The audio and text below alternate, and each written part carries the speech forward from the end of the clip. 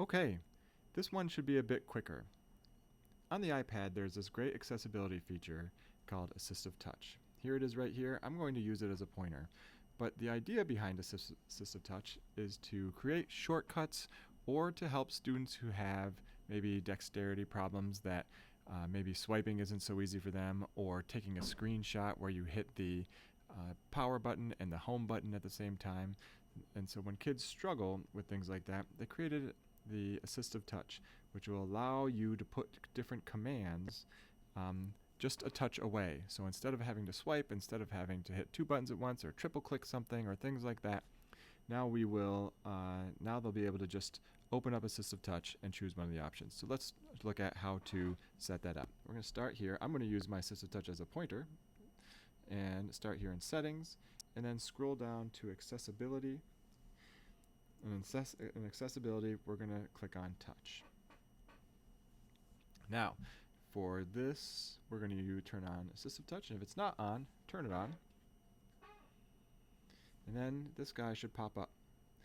And what you'll notice if you tap on it is you'll probably have 5 or 6 different options, and we're gonna change those options now. So click on Customize Top Level Menu, and this is where you can choose from an array of commands to add to Assistive Touch. So think of things that you use the most. Remember, we're personalizing your iPad for this session. What you might use the most and what might be made a little bit easier for you just to tap and click on.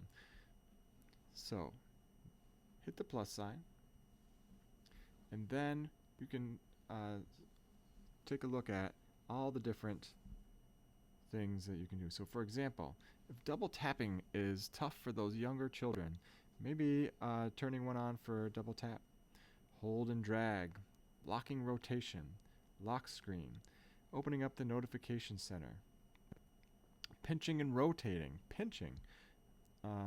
rotating the screen, scrolling gestures, tapping, and then different shortcuts, making a QR code. So there are a ton for you to go through.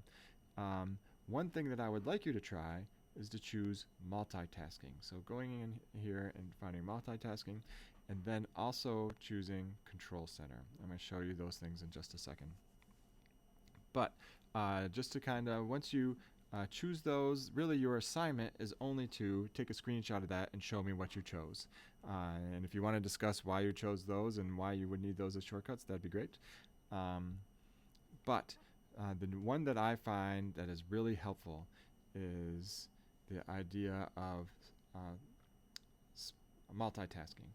Multitasking is creating things like split screen. So if I have something like Safari open and I also want to have Google Docs open, I can drag that over. But sometimes that clicking and dragging is tough for students. So if I were to have Google Docs open, but that tapping, holding, and dragging, because sometimes when you tap, hold, and drag, it gives you that menu and you've held too long. So one thing you can do is you can just say, hey, I want to tap on multitasking. Do I want it on the right or left? So we'll take it on the right, and then from the dock I can choose whatever I want. So here comes Keynote. Try that one more time.